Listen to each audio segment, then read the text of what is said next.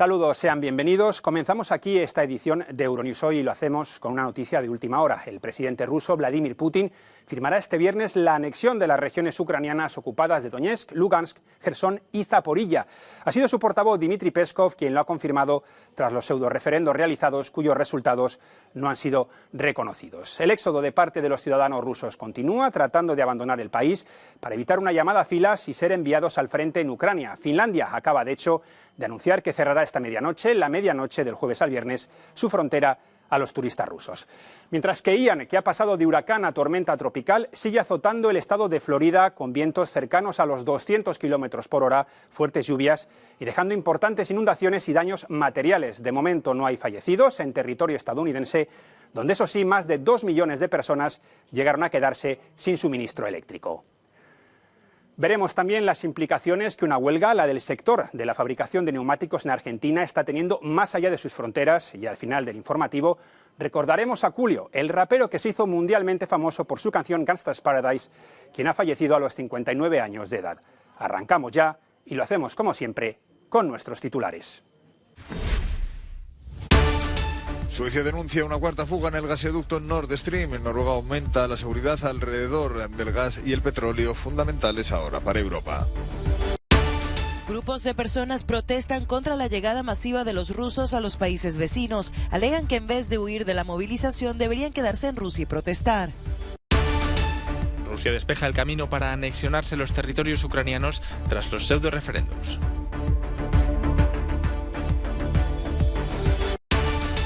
Austria reanuda los controles en su frontera con Eslovaquia por miedo a que la ruta migratoria se desvíe hacia su territorio. El derechista Jair Bolsonaro mete el turbo para intentar alcanzar a Lula, que le aventajaría con al menos 15 puntos en las presidenciales de Brasil. La Guardia Costera sueca asegura que se ha detectado una cuarta fuga en el gasoducto Nord Stream que atraviesa el mar Báltico. El diario del país nórdico Svenska Dagbladet ha informado de que 2 de las fugas están en aguas danesas y ahora otras 2 en el lado sueco de la frontera marítima. Es el último de una serie de incidentes similares que los gobiernos occidentales han calificado de sabotaje y achacado a Rusia. Los gasoductos Nord Stream 1 y 2 se construyeron para abastecer a Alemania y a otros países europeos, pero su funcionamiento se ha suspendido tras la invasión rusa de Ucrania. Medios suecos han informado de que la cuarta fuga procede del Nord Stream 2 y está cerca del lugar de otro supuesto ataque al oleoducto. En respuesta a los aparentes actos de sabotaje, Noruega está aumentando la seguridad en torno a sus pozos de petróleo y gas. El país es ahora una fuente vital de energía para Europa cuando el continente intenta desligarse energéticamente de Moscú. Europa podría suplir la desaparición del gas ruso, pero si también se produjera una caída del gas noruego, la economía europea se hundiría y sería un invierno oscuro y frío. El Kremlin ha rechazado la acusación de Occidente de haber atacado los gasoductos. Ha señalado a Estados Unidos que se opuso durante mucho tiempo al proyecto Nord Stream 2.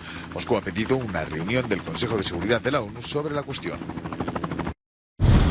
El paso fronterizo del Arsi entre Georgia y Rusia sigue recibiendo cientos de ciudadanos rusos que intentan escapar de los planes de su gobierno, la movilización militar para luchar en Ucrania. Sin embargo, entre los georgianos y también entre los refugiados ucranianos hay sentimientos encontrados. Algunos dan la bienvenida a sus vecinos, pero otros consideran que deben quedarse en Rusia. Georgia está ocupada por Rusia, igual que parte de Ucrania sigue ocupada por Rusia. Por eso no son bienvenidos aquí como amigos o hermanos. Si quieren cambiar algo en su país, si no están de acuerdo y están en contra de la guerra y la movilización, deben abordar estos problemas en casa. En Finlandia la imagen se repite. Kilométricas colas para cruzar la frontera. Durante el fin de semana entraron en el país más rusos que en ningún otro momento en lo que va de año. Más de 12.000 el sábado y casi 14.000 el domingo. Aquí en Valima el tráfico ha aumentado desde el pasado miércoles, cuando Rusia anunció la movilización parcial en el país. Actualmente tenemos un aumento del 40% en el tráfico. Y en Kazajistán el gobierno se ha mostrado solidario con los rusos. Asegura que no devolverá a ningún ciudadano que huya del alistamiento, a menos que Rusia pida la extradición de forma oficial. Estos llegan al centro administrativo de la ciudad kazaja más cercana y tratan de encontrar un alojamiento temporal sin tener claro qué hacer o a dónde ir. Las banderas rusas ondean en las calles de los territorios ucranianos que Moscú pretende anexionarse. Una vez terminada la formalidad de los falsos referéndums, las autoridades impuestas por Moscú aseguraron que el voto por el sí fue de entre el 87 y el 99% en Lugansk, Donetsk, Jersón y Zaporilla. Los líderes regionales se han dirigido al presidente ruso para que acepte estos territorios en la federación. Moscú, por su parte, ha despejado el camino para declarar oficialmente la anexión. La Duma se reunirá el lunes para analizar las peticiones de los territorios ocupados y el presidente ruso, Vladimir Putin, será el encargado de firmar la unión. Sin embargo, Ucrania mantiene que seguirá luchando para liberar los territorios ocupados y, según algunos analistas, eso pone en aprietos al presidente ruso. El analista político Dmitry Oreskin asegura que la mayor amenaza para Putin tras estos referéndums es que si pierde la ciudad de Liman, en la región de Donetsk, entonces la sociedad rusa más patriótica le culpará de no ser capaz de proteger los territorios ya rusos. Por eso cree que Putin está dudando sobre si vale la pena apresurarse a anunciar esos territorios como parte de la Federación Rusa.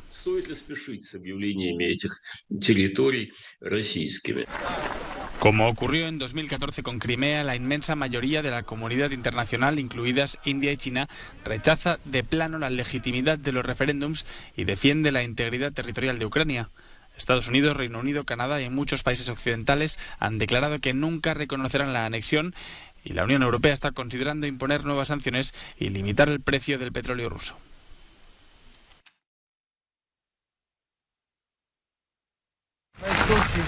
Los habitantes del pueblo recuperado de Visokopilia, en la región de Jersón, honran a los caídos y recogen todo lo que todavía está en buenas condiciones. Lo hacen rodeados de casas destruidas y vehículos con impactos de bala. Volodymyr es uno de los residentes y muestra las tumbas de sus vecinos caídos. No puede evitar llorar al recordarlos. Esta es la tumba de Lukashev, que fue fusilado en la fábrica de ladrillos.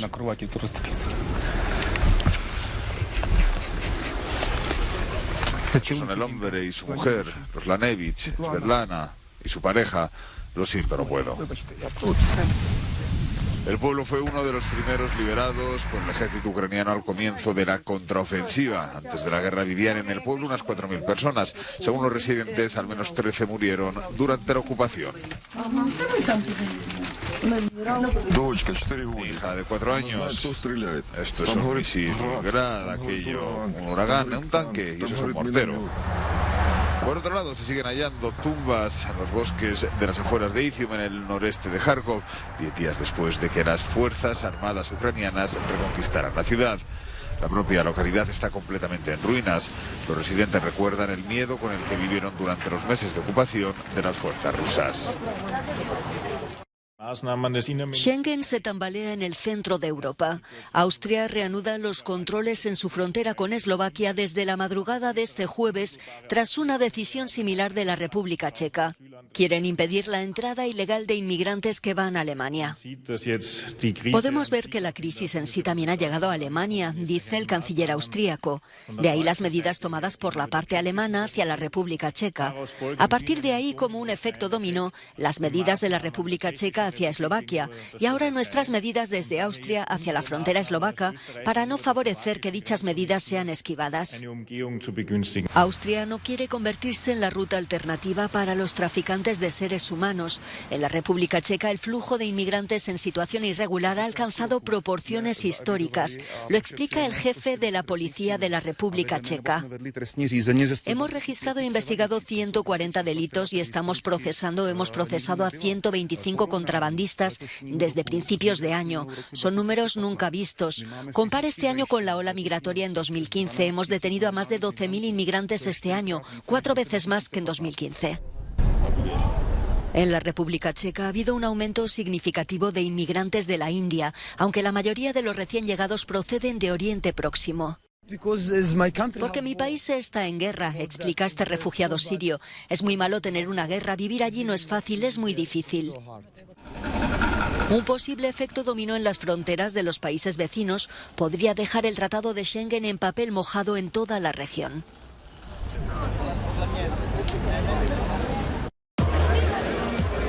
Primera huelga del curso político en Francia. El paro ha sido convocado por solo una parte de los sindicatos y el motivo es una subida salarial que amortigüe la inflación y la reforma de las pensiones.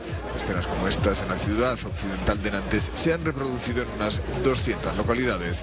Está previsto que la jornada culmine con una concentración masiva en el centro de París.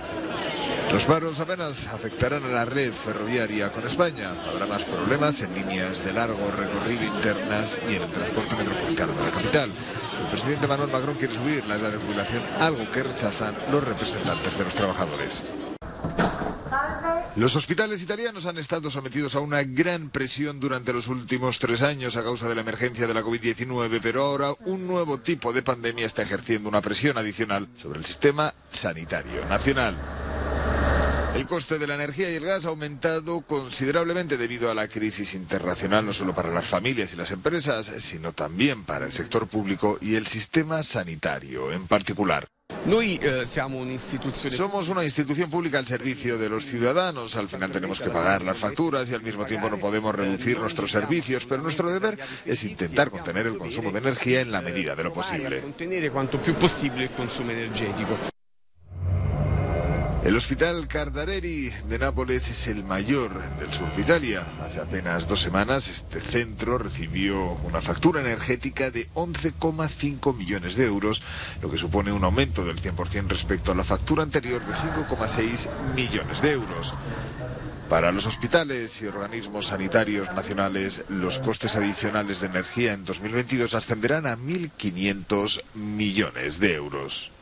No son como las familias o las empresas privadas. Los hospitales no pueden decidir simplemente limitar sus necesidades o frenar sus actividades. La asistencia a los pacientes debe ser constante, al igual que el consumo de energía, y algunos centros han encontrado formas alternativas de obtener el suministro eléctrico que necesitan. En el Hospital Ospedale del Mare de Nápoles, 4.500 metros cuadrados de paneles solares producen suficiente energía para poder afrontar la actual crisis energética con mayor confianza. En general, los centros sanitarios son por definición consumidores de energía y gas. Hablamos de altos niveles de consumo de energía eléctrica y gas. Por lo tanto, tenemos que dotarnos de sistemas y comportamientos que puedan reducir el consumo de energía. No se puede hacer nada contra el aumento de los costes de la energía, pero el sistema sanitario nacional debería trabajar de forma más eficiente hacia una transición ecológica, empezando por cosas muy sencillas. Por ejemplo, apagar las luces al salir de una habitación. A todo gas. El actual presidente de Brasil, el derechista Jair Bolsonaro, busca la reelección en los comicios de este domingo. Pero por el momento los sondeos le sitúan entre 15 y 18 puntos de desventaja con respecto al expresidente Lula. Por ello, además de arremeter contra el sistema de votación electrónica, Bolsonaro defendió los valores conservadores en un mitin en la ciudad de Santos.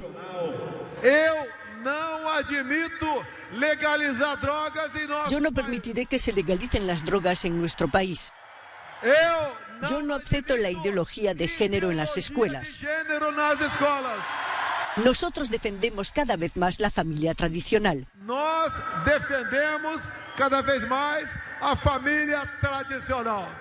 Mientras tanto, Lula, candidato de un amplio frente progresista encabezado por el Partido de los Trabajadores, ha obtenido el respaldo público de 2 expresidentes del Tribunal Supremo, entre ellos el que condujo en su día el juicio por corrupción contra los entonces aliados de Lula. Le agradecer de corazón.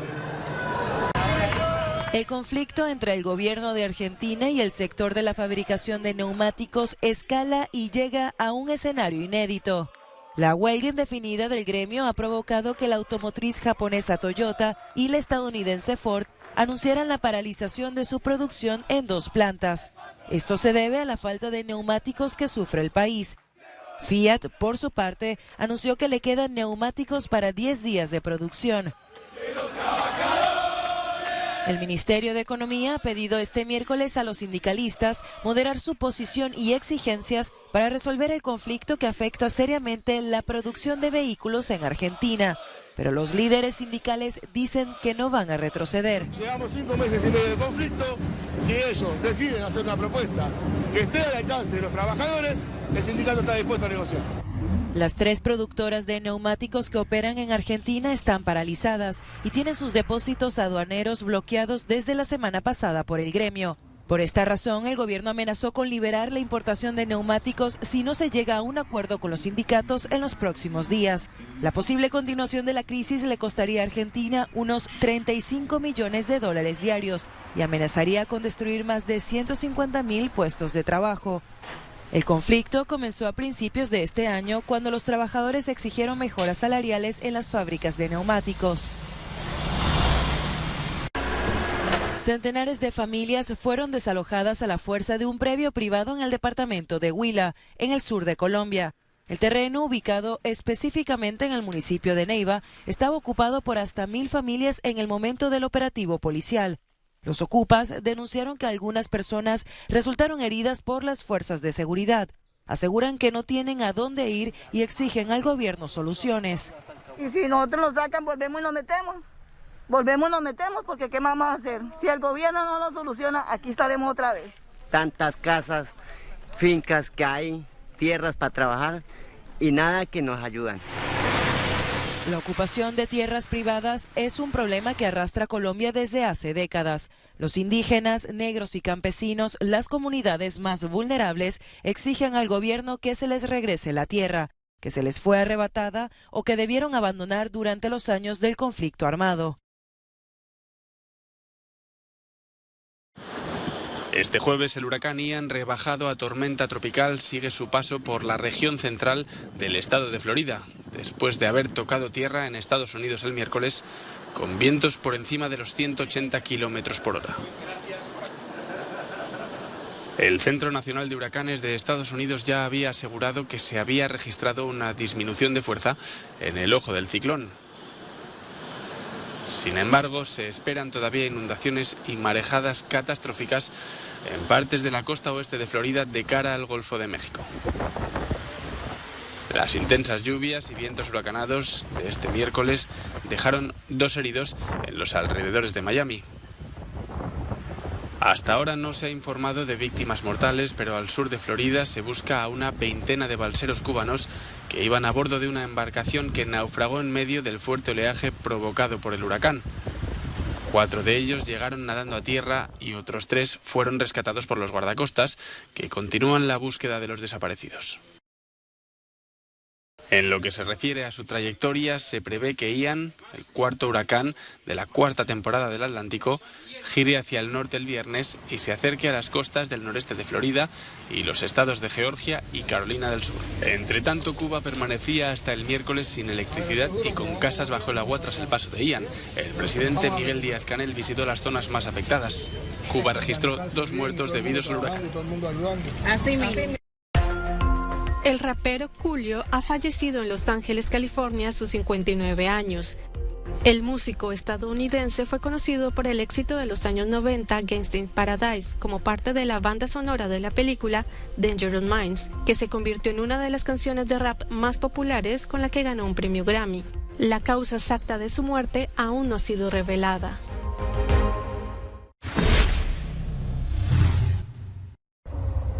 Portugal atraviesa una alarmante sequía tras haber experimentado 4 olas de calor. La preocupación aumenta luego de la decisión de España de paralizar el desembalse de agua de la cuenca del Duero, lo que podría llevar a no cumplir con el convenio de Albufeira, en el que se acuerda el uso hídrico de las cuencas hidrográficas que comparten estos 2 países. La situación ha mejorado con las lluvias, excepto en la región de Braganza. Estamos en Carraceda de Anciães, uno de los municipios portugueses más afectados por la sequía. Como este municipio es uno de los mayores productores de manzanas de la región de Trás-os-Montes, la situación es aún más problemática. Este año va a ser muy malo, todas las manzanas están muy dañadas, no ganamos ni para los gastos. Hubo granizo, hubo tormenta y luego tuvimos mucho calor y falta de agua. Tampoco pudimos alimentar bien las plantas, todo estuvo en contra. Tuvimos un verano muy caluroso y muy seco, con olas de calor, por lo que el crecimiento de la fruta se redujo, asociado a la baja disponibilidad de agua, lo que hizo que esta campaña fuera bastante dramática y muy mala para los agricultores. Muito mal para os agricultores. Luis Veiga produce normalmente 500 toneladas de manzanas al año, pero en 2022 no llegó ni a la mitad. Los costes de producción han aumentado y mientras tanto las manzanas se venderán a un precio muy bajo, a 6 céntimos por kilo. El productor de manzanas espera encontrar soluciones para los próximos años con la ayuda del gobierno. Espero que haya colaboración para hacer nuevos estanques, nuevas inversiones. Se necesita mucha ayuda para cubrir los árboles, porque de lo contrario no es posible, ya que cada vez se producen más daños por el granizo y las tormentas y es muy difícil.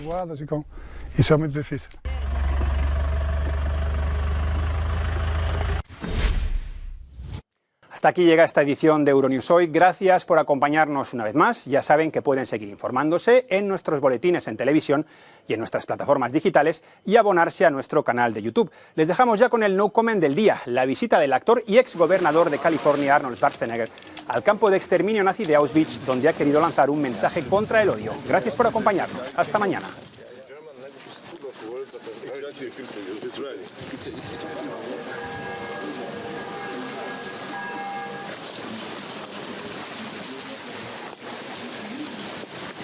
Perimeter, so you have to cut like this on wire and the cars